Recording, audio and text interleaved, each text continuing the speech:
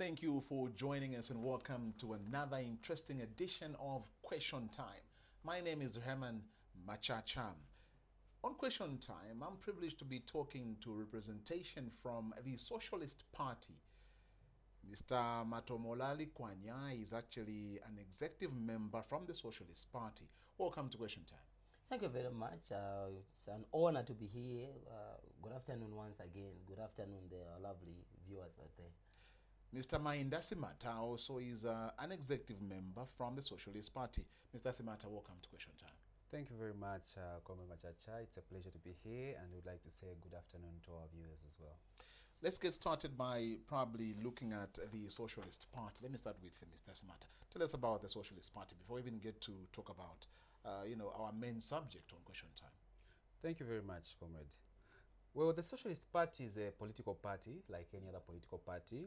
It's a formation whose ideas are different from the existing political parties. Because when we talk about a Socialist Party, we're talking about a set of values which are aimed at ending the exploitation of people, aimed at ending the exploitation of the poor, the unemployed. Ours is a workers' party. What we mean by that is that the people who produce the wealth in the country, we're talking about ordinary workers, peasant farmers, students, name them. We are saying that these people must have a decent life. So the Socialist Party is there to advance the cause of the poor. It is there to advance the cause of the marginalized by ensuring to say that the resources that this country has been blessed with are used and owned by the people, not owned by multinational corporations that we see today, which are exploiting people left, right, and center. We want Zambians to own their Zambians' wealth and distribute and that wealth should be owned on behalf of the people and controlled by the government, which is a socialist state, so that everybody can have access to free education, free healthcare, decent water, decent housing, and all the things that a human being needs to be able to live a decent life. So ours is a path of humanization of the human being rather than exploitation of the human being. Before I move to Mr. Kwanya, how do you intend to achieve all this? Because you're looking at a whole different ideology altogether. The first starting point, Comrade Machaba, is to realize to say that every nation operates on a set of ideas. And those ideas determine how the economical, the social, as well as the political space integrate and work together to ensure to say that goods and services are delivered. Yes. As a Socialist Party, what we say is that we should not have a situation where you have natural resources and other institutions which are responsible for service delivery being turned into profit organizations. We should not have a situation where you have the space that is dominated by millers, for example, being owned by private millers without any state intervention or any state participation in that market. Because we realize that say that once you advance the property owning, private property owning, and by private property owning, I'm not saying we'll come and take your house and your car, no. We're talking about the critical means of productions and assets such as minerals, such as land. We're saying that these must be owned by the people collectively and used for the benefit of the masses. So you must start by one, ensuring to say that you control your economy. Once you control your economy, you must have policies in place that ensure to say that basic issues such as free education and healthcare and housing become a human right, not a privilege, but a human right. And thereafter, you must fashion your politics, the way you elect leaders, the way you advance them into parliament, or the way you recall them. Basically, you must have control about the political destiny of your country. If you cover those three aspects, then you can have a socialist society where every human being is dignified and is not used as a tool of labor, of exploitation by those that have money, so that they can make more money at the expense of that human being. Mr. Kwanya, here is a party that has come onto the scene where you have so many other political parties. Is it ideal? What value are you adding looking at the current, political dispensation in our country where you have quite a number of political parties? And here's the Socialist Party that is coming in with a whole different ideology. No, thank you very much. To start with, I allow me to say that the Socialist Party, of all the political parties in Zambia, at least is the only party that, like you have said, comes in with a whole new, different approach to politics. Why? Because as a party, we are ideological. Ideological means that the people in the party itself promulgates or promotes an ideology that is a solution to the many sufferings of our country. And that is the ideology of socialism that none of these political parties around are promoting. The ideology of socialism, I think at this time, is needed more than ever before, because since 1964 we have been moving from one ideology to another, and we have tried the capitalist ideology for many years. 27 years of different political parties that have led us, we have been moving in capitalism, and that is the reason why right now we need this socialist ideology. What is a socialist ideology? It's merely a system that promotes justice, equity, and peace. Under that, it's a system that gives power to the state to ratify economic pitfalls that are happening within the country. And when you look at the current economic performance and the political performance of our nation, it tells you that more than ever before, we need a change of political and economic systems. More than leaders and politicians, what we need is a change of a system. And the Socialist Party, he is an ideal party that is bringing forward this system that will change the economy of our country, from industries to education, to governance, to democracy, and all these must and will only be changed through a socialist state. It's easier said than done. You make it sound so easy, like this is something that will just happen overnight. What are you putting in place? Look, you've rightly put it that we've been in a capitalist, environment for quite some years. Here's a socialist party like yourselves that come into office. How do you intend to achieve all this? To start with, as a party, we, like I've said, being ideological, we have embarked on a massive, exercise of idealizing people who belong to our party. Our party is the most disciplined party that has got people who understand what is it that they will go to vote for come 2021. Our party is the only party in Zambia that is investing time in training young people on how this country ought to be. So how are we going to do it? We realize that it's not going to be easy, because we as a Socialist Party, we believe that we are in a revolution. And being in the revolution of trying to install a socialist state, it's not going to be easy. But we believe that through the help of the Zambian people out there, and that is the reason why we are here, trying to speak to the people of Kabwe, trying to emphasize that through their concerted efforts, working together as Zambians, we are going to make Zambia a better place to live in all.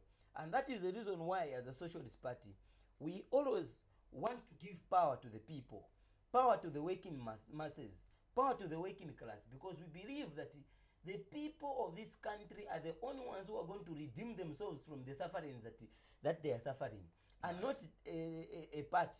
We believe that a party is a vanguard.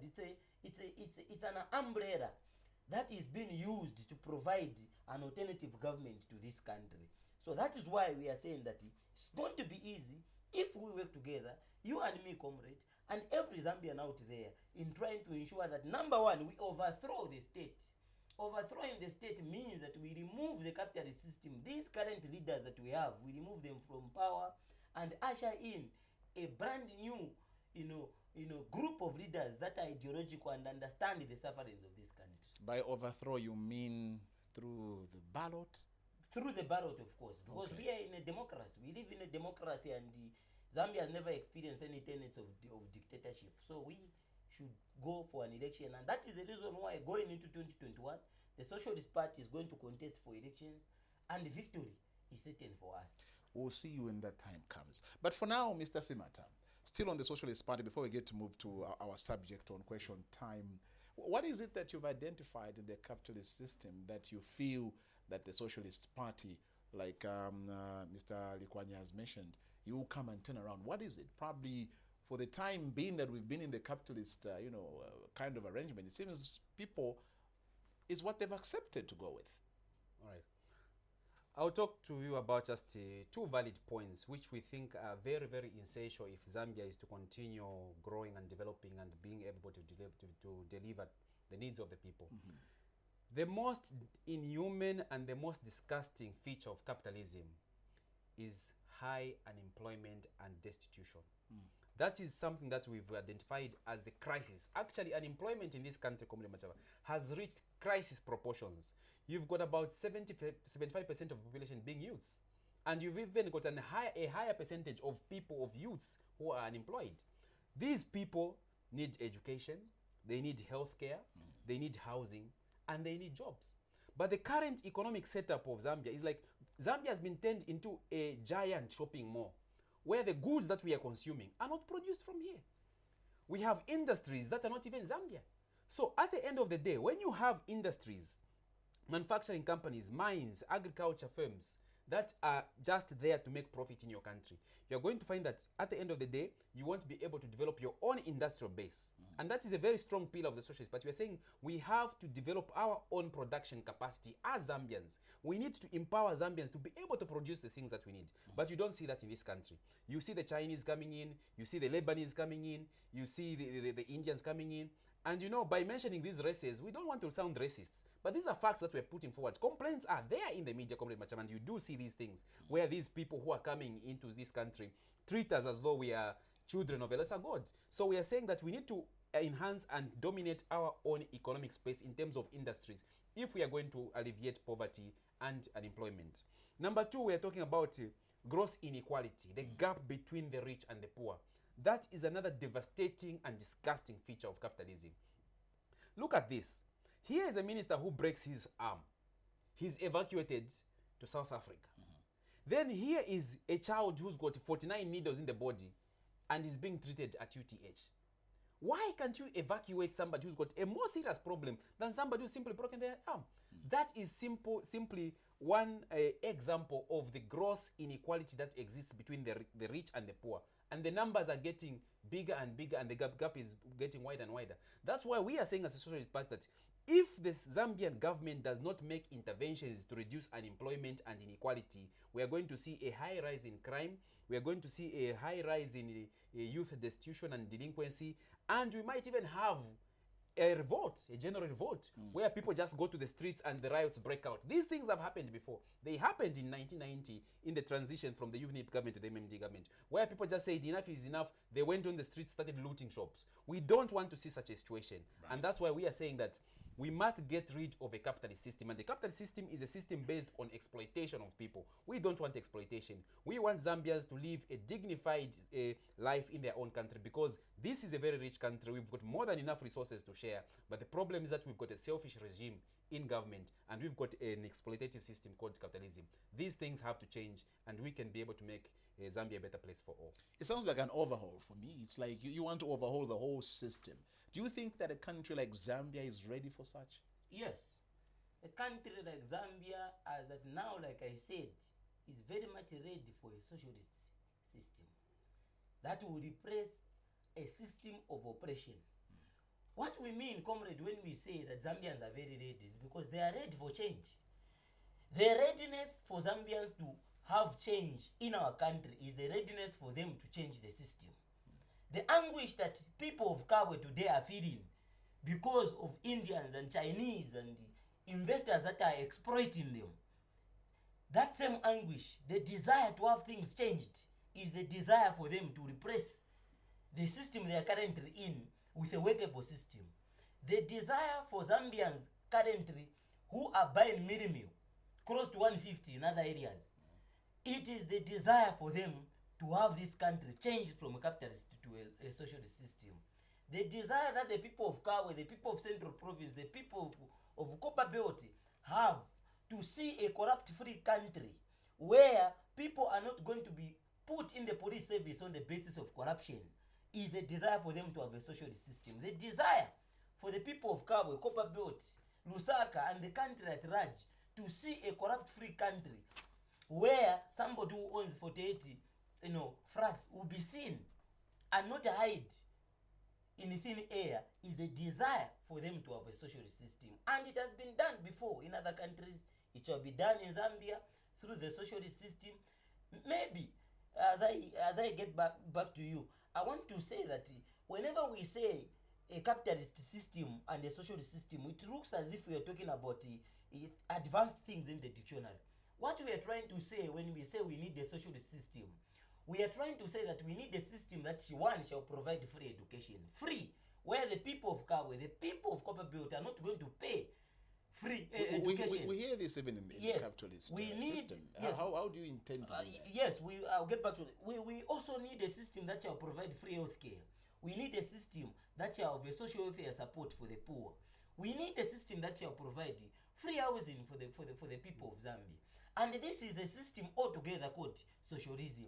And if anyone is going to be against such kind of a better system, then I don't know what they want. So how is it going to be done according to your question? Everyone speaks about it. It has to be done by a collective unit of a responsive government, number one, that shall have enough revenue as a government to provide that free education.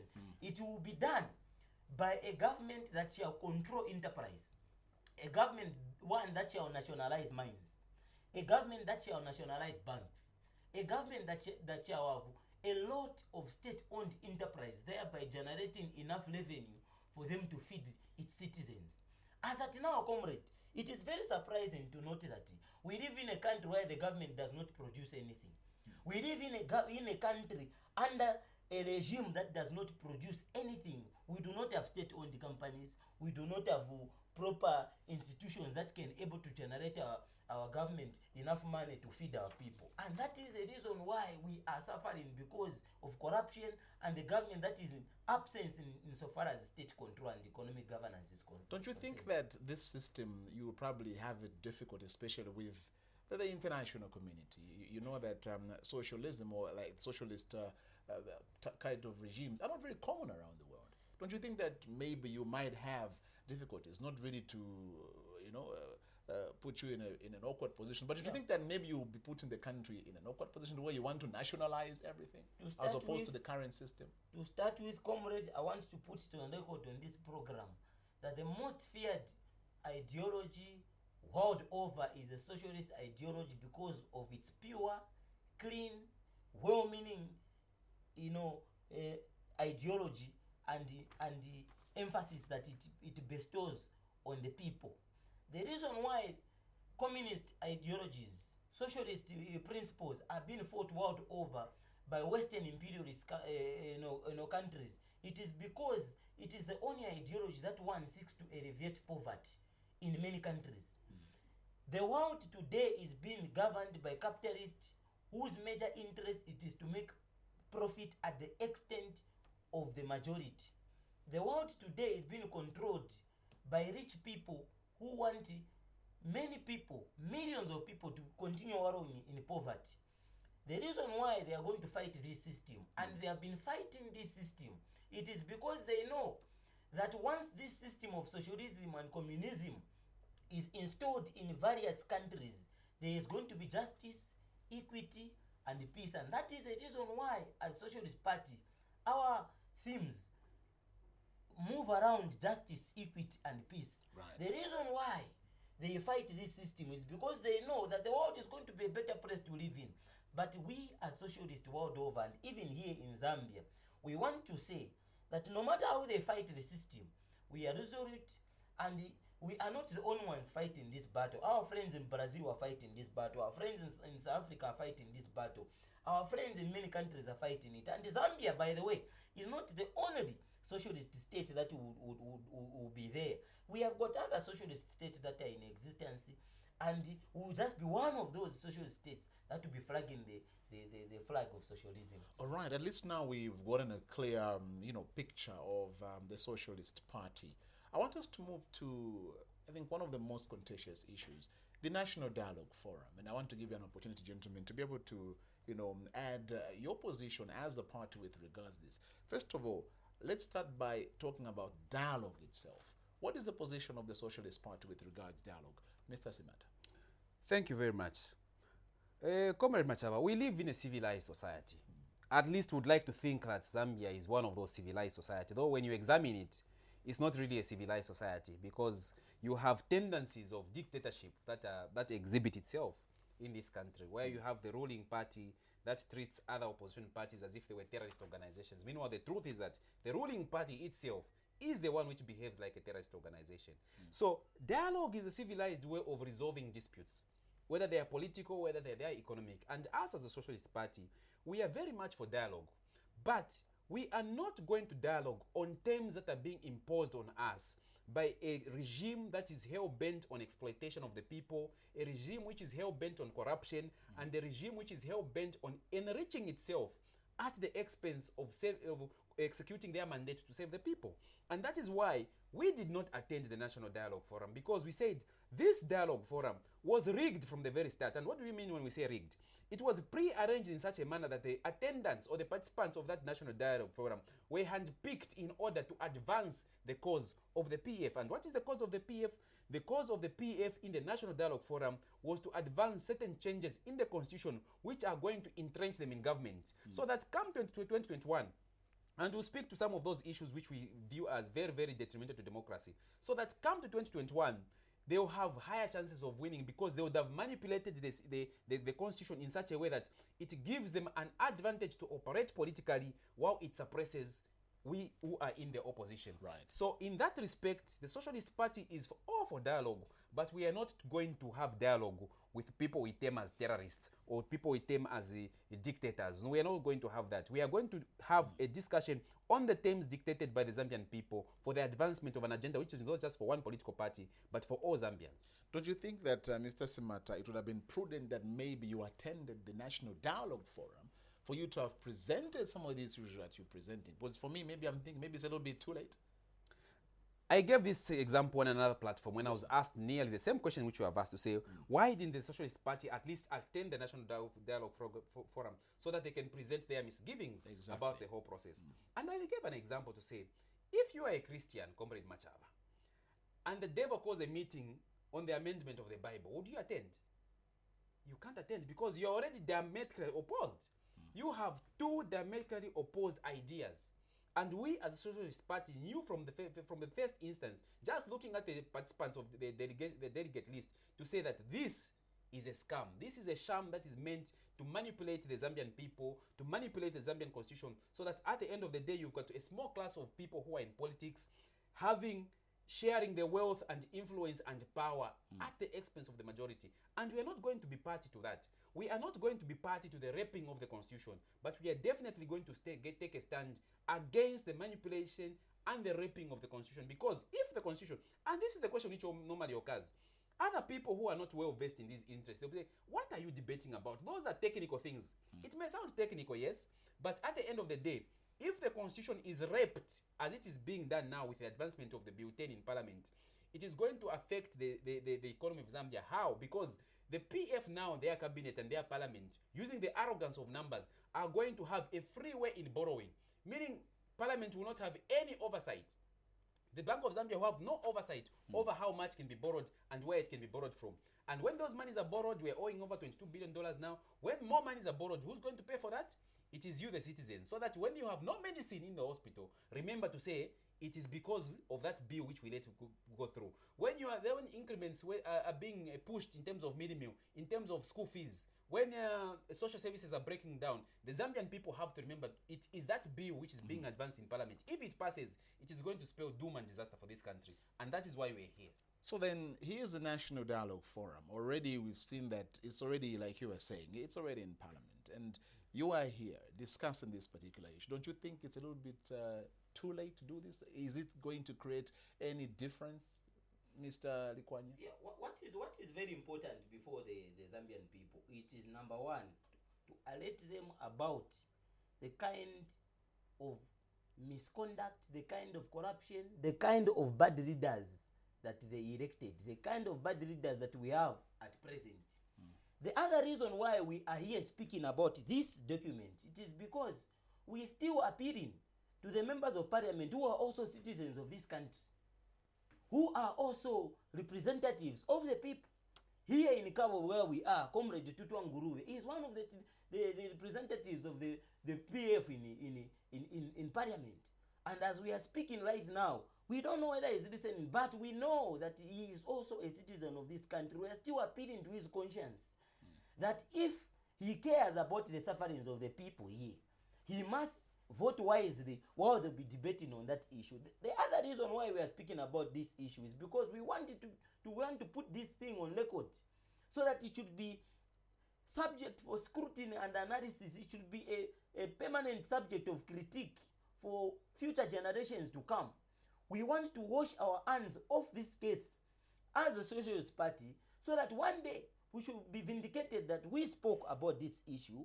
We warned and cautioned this current government about these current clauses that they have put in the national dialogue resolutions, which are not a total representation of what we, the Zambian people, wanted. I want to tell you, comrades, that when this issue started of the national dialogue, it never started as a constitutional amendment process. What we are doing right now, we are not doing what is called the national dialogue, but we have reverted to a constitution making process. When this thing started through the ZCID, it was about bringing together different political party leaders who had misgivings on various issues to meet together and dialogue. But today, the same people that wanted this dialogue have never even met for a single day. They have never even shook hands together to symbolize that there is a national dialogue. Various political stakeholders have not met. So this process, the PF government have manipulated it from a national dialogue to a constitutional amendment process. This is a pure constitutional amendment process where now, like my comrade has said, they are ripping the constitution, putting clauses that we, the Zambian people, don't want. If you remember very well, comrade, the Zambian people did express issues to do with the reintroduction of deputy ministers. But what have we seen? We have seen that the resolutions of the NDF, they have gone further to reintroduce deputy ministers. Yet on the other side, they say government does not have money to pay teachers. Yet on the other side, they say government does not have money to pay nurses and the civil servants. But they go ahead to introduce deputy ministers, which will be a huge cost to the treasury of this country. Right. Mr. Likwanya, just on this same subject, here is a Socialist Party. Why are you worried about this? Because like you were saying, when you come, that time, 2021, like you were saying, will this matter? Definitely. Because what is being done today, the decisions that the PF government today are making will come to affect future governments. The money that they are borrowing today from the Chinese, from the IMF, from the World Bank, will come to affect future governments that will come. Because when we come in as a Socialist Party, it is us, it is our government that will be held responsible in paying back the debt. When we come in as a Socialist Party, it is us who will come in power and find the draconian laws and clauses such as the introduction of deputy ministers, such as tampering with the anti-corruption commission functions, such as a clause that affects our workers. Our party is a party that believes in the working class, the workers. And there will be a clause that says that we can remove any worker from the payroll and at any time without before even he gets into it, he gets his benefits. So all these laws will come to affect us, will come to affect future governments that will come. These are resolutions. Maybe one might argue that maybe some of them might not even see the light of day in Parliament. As the Socialist Party, Mr. Simataa, what is it that you are picking out from these resolutions that is a bone of contention, apart from what Mr. Likwanya has mentioned? Thank you very much. Everything, and I want to make this very clear, everything in the resolutions, including what they have pushed into what is now being called Bill 10, is a bone. We have a bone to chew with it. Because at the end of it all, we have seen from experience, and people should not take this lightly. Zambians out there should not take this matter lightly. You see, we have seen how this parliament voted in favor of scrapping meal allowances for university students. In a country, meal allowances, in a country that is rated as the 4th hungriest nation on earth, that tells you that we've got a hunger crisis. Yet this parliament, which is dominated by the PF, goes ahead to vote in favor of scrapping meal allowances. What kind of MPs do you have in there? These people will vote in favor of anything. That is why we are not taking this process lightly. People think, oh, well, maybe they'll use their consciences to vote to back down on the Bill 10. We are very certain that they will go ahead and using the arrogance of numbers and their corruption, they can push this thing through. So for us, we are very, very adamant that the entire bill must be scrapped. That's why we've got a campaign which we're calling Bill 10 must fall. It must fall, otherwise Zambia itself will fall. I'll pick out one. There is a proposal in the bill where they want to take away the monetary control policy from the Bank of Zambia to entrust it in the cabinet or the executive, meaning there will be no oversight or intervention by the Bank of Zambia. It means politicians are now going to take charge of the treasury of this country. And what are they going to do with it? These are people who overstayed in parliament, in their ministerial offices, in the run-up to the 2016 elections, and they got paid for it. Have they paid back that money? They haven't. Today we are being told that over 6% of the Zambian budget has been lost from corruption. That is in the FIC reports. Money, billions which should have gone for education and healthcare have disappeared. Ask yourself, are these the people you can let to take control of the monetary policy of this country? Where is the money for youth empowerment going to come from? Where is the money for healthcare going to come from? It won't be anywhere. Which means that the results of letting this bill pass through will result in this very critical matter where government now will have no limits on borrowing. They can borrow as much as they want. And I would like to tell the Zambian people to say that when these people borrow these monies, these loans from the IMF, the Chinese, and wherever they get it from, it is not them who pay. It is us who pay. And we pay because the quality of life that we have will continue getting worse. We pay in the fact that when you go to hospitals, you now have to pay for medicines. And you're just paying for Panadol. Right. We are experiencing a situation where this government wants to loot the treasury to the ground. And at the end of the day, what kind of country are we going to have which has got not even a coin in the treasury? But do you feel that your message is getting to the attention of those that are in this parliament, the ones that are responsible for passing these particular resolutions into law? Is it getting, are you getting their attention? It is getting there. They hear these things. And even now they are listening. Because, what these people have is just arrogance. Sheer arrogance, lack of humility. And by the way, humility is something that we extend as a value as socialists. But these people who are in government, these PF representatives in parliament, have got that spirit of arrogance. For them, as long as they've got the numbers, anything passes and anything will go. And that's why we are saying, we are appealing to Zambians. This is not a battle for the Socialist Party. It's a battle for each and every Zambian who cares about the price of minimum. Right. It is the battle for every Zambian who cares about the transport cost from Lusaka to Kabwe or from wherever they are going. It's a battle for every Zambian. And I would like to appeal, especially to the youths, that they have to voice out, because my voice and his voice is not sufficient to make any change.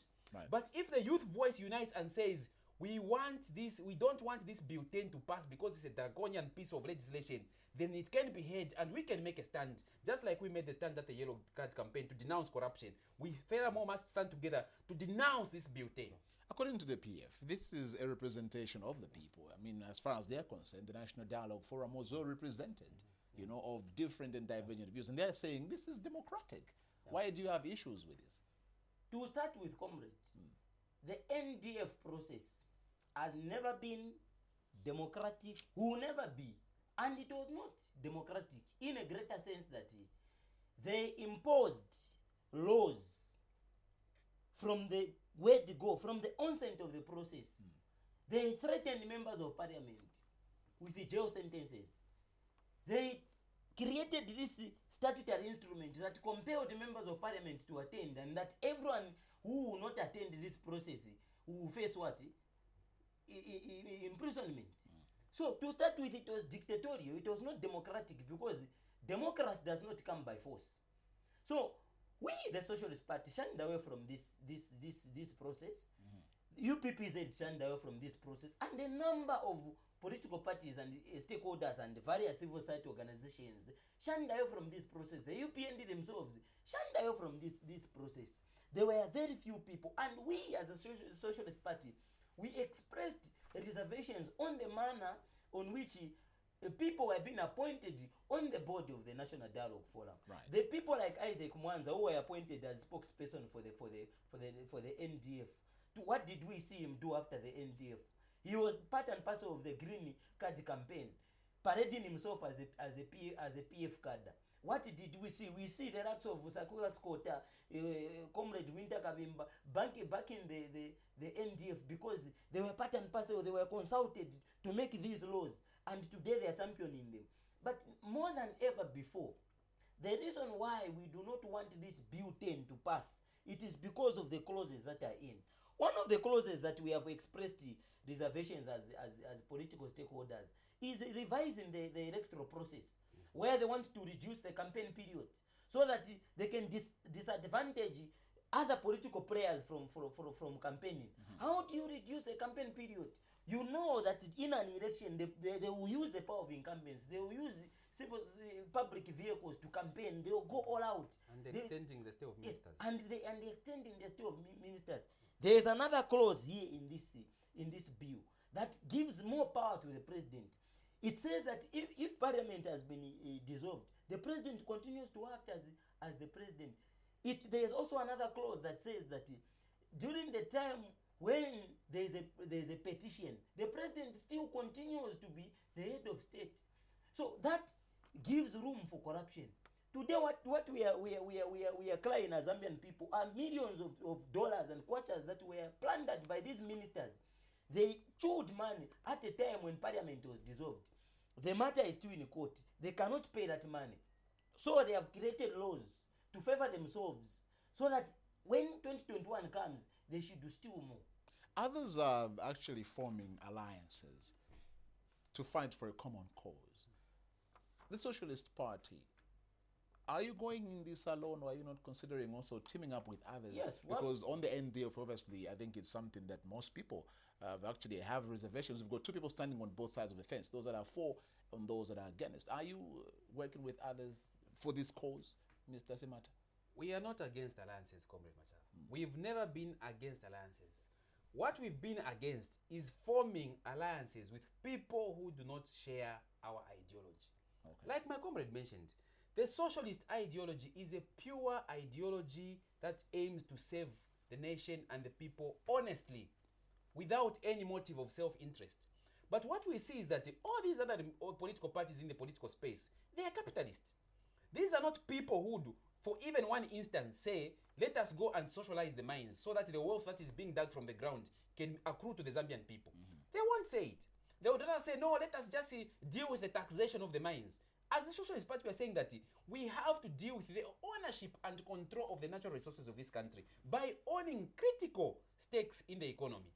We cannot partner. It's like if you ask the Socialist Party to partner with these other reactionary parties, it's like you are asking for an ego and a chicken to be in the same race. It doesn't make sense. They are all birds, we but do they not. can't partner. Yes, they are all birds, but we cannot partner with mediocrity. We cannot partner with the corrupt, and we cannot partner with the reactionary political parties, which are formed simply because they are not eating now with the regime which is in power. So they have to break off, form their own political party, so that they can make noise, maybe so that they can be included back in the trough. No. What we are saying is that we are only going to form alliances with people who've got a clean agenda that is socialist in orientation, that is aimed at ensuring to say that Zambia is given back to Zambians so that the Zambian people can determine their own destiny. So at the moment, I'm afraid to say there isn't any political party on this space in this country that we think is worthy of partnering with a party that is as honored and as honest as the Socialist Party. So if and when maybe these resolutions are passed and so forth and amendments are done to the Constitution, what does it mean for you as a Socialist Party? Does it make it any easier or difficult in terms of contesting elections even thereafter? Mr. Likwanya? Yeah, what it is that this bill, once it is passed in Parliament, once the clauses have been enshrined as part of the Constitution, does not only make it difficult for us as the Socialist Party to operate, but it makes an ordinary Zambian out there difficult for him to survive. Because we will be in an environment where more power has been given to those to the politicians. We will be in a situation whereby those who are in control of us, the political leaders, have got so much power to do anything they want. They have got power to steal. They have got power to dictate laws. They have got power to do anything. What we have been advocating for as socialists is that let us have justice. Justice, it means we must have institutions that are formidable, well-functional, and are able to represent anybody regardless of their economic and social status in society. What we've been advocating for as Socialist parties is that let us have equity. Let us have equal distribution of resources to the Zambian people. Let us have an ordinary Zambian benefiting from the national treasury, from the national cake. Let us have peace, meaning we are against all forms of violence. that are being promulgated by any political player regardless of their status in society. So what we are saying is that it will have difficulties on political players. One of those I've mentioned them. The reduction, the revising of the electoral process, where they want to reduce the campaign period. It will be difficult for us as political players to campaign in how many days is that? 60 days. From 90. You can't campaign. You can't go around the whole country in 60 days when they have been campaigning. As we are talking right now, the president, ministers are on the ground campaigning, dishing out, money. They are on the ground. Why not do that yourselves as well? Why not join in and start campaigning? Public Order Act. They have also enshrined other laws within the same bill that we are talking about that restricts us to gather, that restricts us to hold meetings. For me and my colleague here, when we were coming actually from Lusaka coming here, we had to face a number of stopovers. That's because we were wearing a party T-shirt that connotes that it is Socialist Party. We had to be stopped on the way. Why? Because we live in an environment that is not supportive to political players. One of the other things that will be affected is the economy. This country that we have has got a national treasury. And if we open our national treasury to the politicians to loot, at any time they want, they can borrow. At any time they want, they can decide who they pay and who they don't. Because right now we've got civil servants. Teachers have not been paid their money. We've got retirees that go to government buildings every day to protest. They have not been paid their money. And this government of the PF, they still see it fit that they should put a law in there that will protect them from those retirees to be bothering them. And what they have done now, they have said you can be removed from the payroll. And they can send you back home. And they will not give you your money. They will choose at which point to give you the money. Which should not be the case. According to the socialist state aims at protecting the workers. And that is the reason why in every socialist state you talk about, a worker will be given his benefits, he'll be on payroll, even when he's retired. For as long as he has not been given his benefits, his money, he will still be on payroll. But this government is suggesting that workers from various sectors, they can be victimized at any point. Is this the government that says that they are going to protect people in 90 days? Right. Now, look, here is the Socialist Party, and you have issues to do with NDF resolutions. But from where we started and when you were looking at the Socialist Party, I'm thinking, look, this is an ideology that can go up against capitalist ideology and get the better of it. Should this worry you again? Because I'm thinking, look, let's wait for 2021.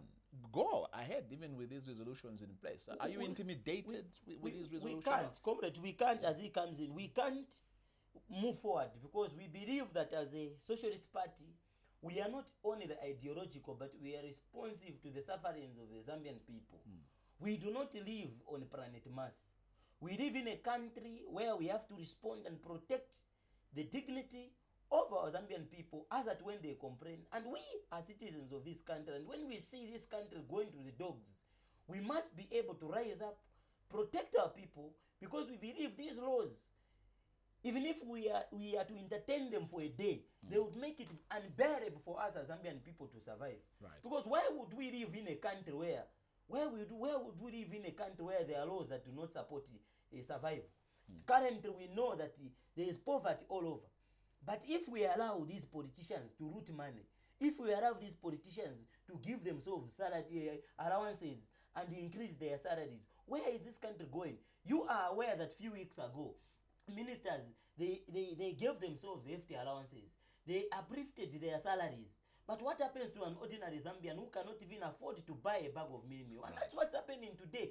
These ministers, they are contributing to the poverty levels in this country because 60% of the budget that we have in our country goes towards paying them, and that is not the kind of government that we support as Socialist Still Party. on the NDF resolutions, Mr. Simataa, maybe this has intimidated you as a party. It seems like you've already seen defeat somehow with these resolutions. Why not go on and just say, okay, let's meet in 2021 regardless of these resolutions in place? Your reaction? You see, Comrade Machaba, it is one thing to be intimidated And it's another thing to be concerned about things that are genuinely going to affect you, not only as a party, but also as citizens. Because we are not just a party that exists in isolation, like my colleague has said. We are affected by these resolutions which are taking place. I'll give you an example of one of the recommendations in the NDF, where they want now to dilute, or rather to absorb, or let me use a simple language. They want to swallow the FIC, Yes. and integrate it into the Anti-Corruption Commission. An Anti-Corruption Commission, which we very well know, to say that the head of the anti-corruption is in a debt to the president, appointed by the president, and therefore cannot move against any form of corruption which is surrounding the current PF government. What does that mean? What that means is that this is a government that is now trying to shield itself from a criminal prosecution as far as corruption is concerned. Now, if we are going to allow the FIC that has exposed the corruption of the PF, that has exposed to say that billions have been looted, over 5.1 billion looted, that has exposed that 48 houses are actually being owned by a politically exposed person. If we allow the dilution of the FIC and integrate it into the Anti-Corruption Commission, which has failed to find the owner of that for those 48 houses, which is actually ridiculous, what kind of a country are we going to have by 2021? Because each day that passes, and I want to make this clear even to the listeners, especially the youth, and I'll keep on emphasizing on the youth, because at the end of the day, we are the ones who are going to be alive 30, 40, 50 years from now. If these resolutions are going to pass by unopposed, comrade, maybe by the time we'll be reaching 2021, you've heard there's an issue of starvation and famine in Zambia. By the time we are going to reach 2021, people would have started dying. People would have started dying, dropping dead from hunger, from poverty, and maybe even from crime. Now, if as a party, we are going to sit back and say, let us wait 2021, let us meet the PF on the battlefield. By the way, the PF are actually even manipulating the electoral system. They are talking about introduction of what? Electronic voting system, eh? Yes, yes. Electronic voting. How are we going to know that the electronic voting system which they are placing is fair? So there are all those manipulations on the economic and political side which are taking place right now. And they have to be confronted now. Because if we don't confront them now, we might not even have a chance in 2021. So, from your point of view as Socialist Party, from what I get, it seems there's nothing in these resolutions that you even support, even a single bit. Mr. Alikwa. Definitely, comrade. We have said, we have launched that campaign, and that campaign is aimed at denouncing every clause in that bill 10. There is no single clause. Technocrats, those watching us, come and challenge us. Tell us which clause is very progressive in that bill. There isn't any progressive clause. A few days ago, when we were on radio with my comrades, one man called and said, but article number 2 that says that removes Zambia from a multi-religious to a Christian nation is progressive. How progressive is it? That is very hypocritical, because already we are in a multi-religious country. We are in a multi-religious country. Even if we put a clause that says we're a Christian nation, we have allowed Muslims, we have allowed Indians, we have allowed other religions to come and build mosques and their temples and whatever the places of worship here in our country. It is hypocritical of this government to even temper with that clause, because it is the same government that is promoting other religions by giving them land. Huge chunks of land. We are aware that the Zambian government it gives these people huge chunks of land to build mosques and all these places. Yet they claim they are a Christian nation. In other countries, when you talk about an Islamic state, it puts its priority on its religion. So there isn't any progressive clause. Right. There isn't any, because another person will say no, there is something progressive because they have extended the period of petition from 14 days to 30 days.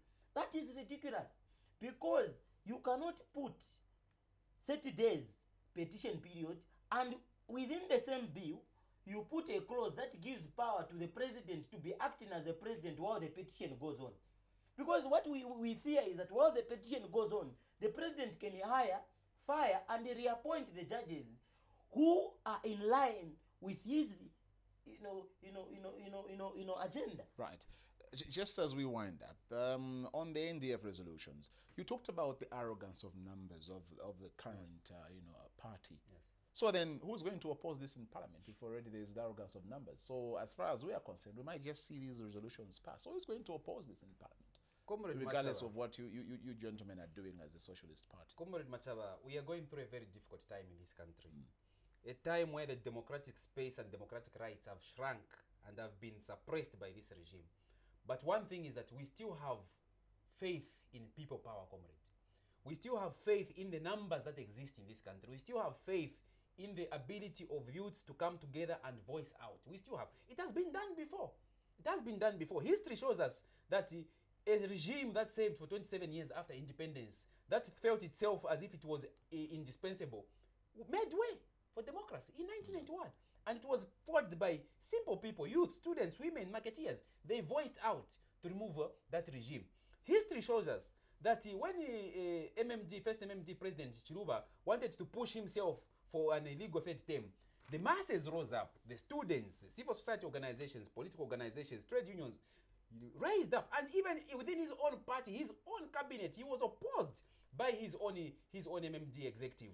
So history shows us there is no shortage of the will, there's no shortage of numbers, and there's no shortage of the force, the popular force and the people power that can be organized to oppose this. And that is why we're here. We are appealing to the viewers out there to say that it is time to voice out, it is time to stand up. Don't leave this up to us to say, oh, they are from the political party, let them speak for us. It is not about speaking for you. It's about you hearing the ideas which we're putting forward here, and we're telling you to say, voice out as much as you can, do whatever you can in your capacity to oppose this satanic clause. I call it a satanic clause, maybe so that people who are Christians can understand me. It is a satanic clause, and once it makes its way through Parliament, don't be surprised after 2021 if this country is declared a one-party state again. That is possible with the arrogance of numbers which we are seeing. Mr. Matomola Likwanya and Mr. Mainda Simataa. Gentlemen, thanks a lot for coming on Question Time. Thank you very much. Yeah, We are honored. I'm sure that our viewers out there, I think, have picked up something from what you've said, and wish you all your best in your quest to be able to, I think, bring about the change that you speak about, even your position with regards to the NDF resolutions. Thank you. Thank you. This has been Herman Machacha. Thank you very much to my guest. I was talking to Mr. Matomola Likwanya as well as Mr. Mainda Simataa. They are from the Socialist Party and they're actually executive members. On behalf of the entire crew, do join us again for another edition of Question Time. God bless.